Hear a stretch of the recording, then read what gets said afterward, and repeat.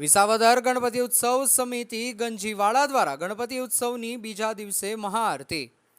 વિસાવદર ખાતે વર્ષોથી સતત કાર્યરત એવી ગણપતિ ઉત્સવ સમિતિ ગંજીવાડા વિસાવદર દ્વારા આ વર્ષે પણ ગણપતિ ઉત્સવ સમિતિ દ્વારા દર વર્ષે બાળકોને બટુક ભોજન, રાત્રિના ગણપતિજીની આરતી પૂજા તથા વિશેષમાં વિસાવદર શહેરના આગેવાનો, અગ્રણીઓ, રાજકીય આગેવાનો, કર્મચારીઓ, વેપારીઓ, પત્રકારો વગેરેના કાર્યક્રમમાં આમંત્રિત કરી તેમનું સન્માન કરવામાં આવે છે।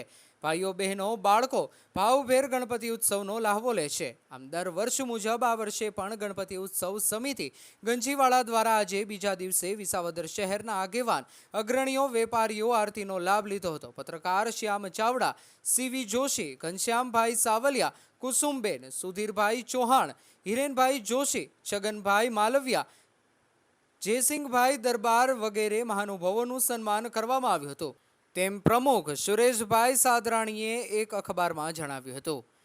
રિપોર્ટર શ્યામ ચાવડા, વિસાવદર। આજરોજ ગણપતિ ઉત્સવ દ્વારા બીજા દિવસે આગેવાનના સન્માનના કાર્યક્રમ રાખેલ હતા, તેમજ દાદાની આરતી ઉતારવામાં આવેલ હતી અને ગણપતિ ઉત્સવ સમિતિની કામગીરીથી આખા તાલુકો વફેક છે। બરોબર, કોઈને કાંઈ કહેવું પડે એમ નથી। જય ગણપતિ દાદા।